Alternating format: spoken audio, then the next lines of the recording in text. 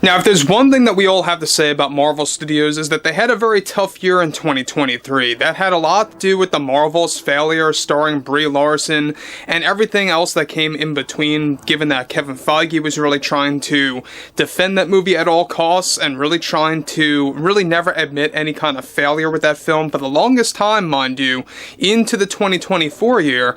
But focusing on what's been going on now with Ryan Reynolds behind closed doors and everything else going on with the Walt Disney Company and Bob Iger, things are beginning to get quite ugly and messy for this company. Let's jump into this.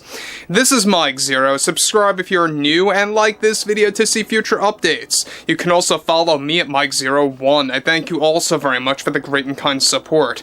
So there's no doubt about it as well that Deadpool and Wolverine was a whopping success. They went well over $1.2 billion worldwide, and basically Ryan Reynolds should deserve everything in the world for making that possible at Marvel Studios. And that's why there's been a lot of ultimatums being applied by Ryan Reynolds and director Shawn Levy that really caused Disney to cave to their demands. But there's a lot of things going on with Brie Larson, known for her role as Captain Marvel in the MCU.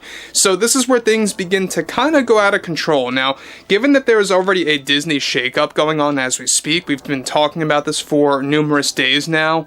There are a lot of Disney executives against Bob Iger's overall way of handling the company and his overall direction of really enhancing his DEI agenda, but not enough executives, not enough of board of directors to the point where it would really sway him in a different direction. But what's interesting here is that with the Walt Disney Company desperately trying to recover from their disastrous 2023 year after many failed projects, one monumental development going on right now has more to do with Marvel Studios between both Ryan Reynolds and Brie Larson. After the box office success of Deadpool and Wolverine, Reynolds and Shawn Levy have been negotiating heavily with the Disney executives over the future of Marvel as a brand, and recently convinced them, after handing them a series of ultimatums, to withdraw from giving the green light for a new Captain Marvel film that would serve as a sequel to The Marvels. This is not to be confused with the sequel that was cancelled to Captain Marvel directly, but rather another project focusing on the return of Brie Larson in an ensemble cast. It turns out that Ryan was unwilling to return for the next phase of Marvel films unless there was some pullback from the underperforming films, and Disney agreed. These series of events on top of the Deadpool and Wolverine drama with Brie Larson and her scenes getting deleted sparked more outrage from Brie Larson against Ryan Reynolds, where she is now claiming behind the scenes to Ryan that he is the one that ended her career entirely, as she was hanging on to the MCU as her main form of work in the film industry that is now no longer moving forward or budging at all.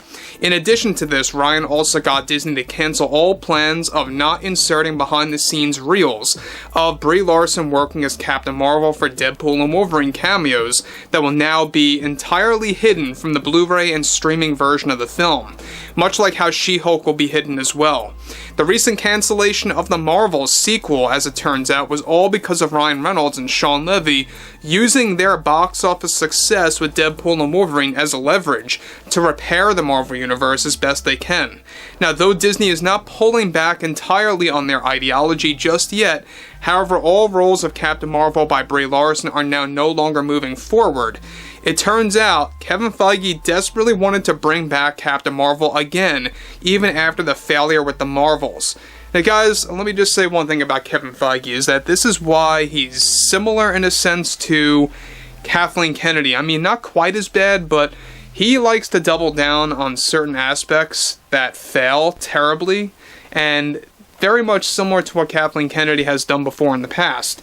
We all saw what they did with The Last Jedi, and how that failed miserably, and they doubled down with The Rise of Skywalker, and they doubled down again with The Acolyte, and much more.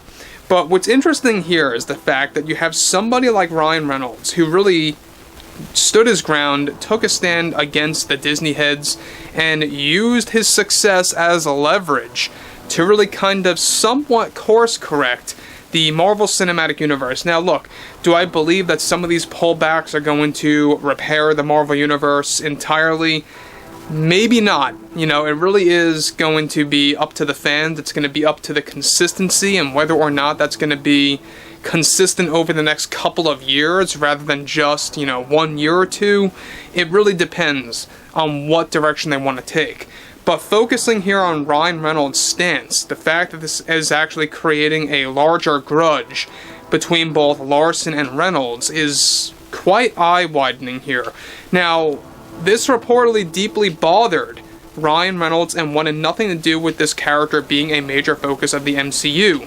To make matters worse for Brie Larson, Ryan also snapped back at Brie recently after she was blaming him to convincing Disney from shifting away from female-centric roles using an ensemble cast. There is a grudge between both Larson and Reynolds, especially after how she created some setbacks during the reshoots of Deadpool and Wolverine. So, you guys may or may not remember we talked about this back in May.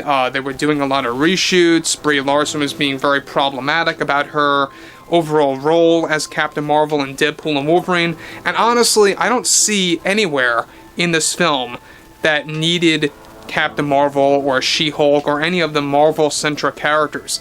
I don't see why they would need them to begin with, and I think it was the right call to really just erase those characters completely.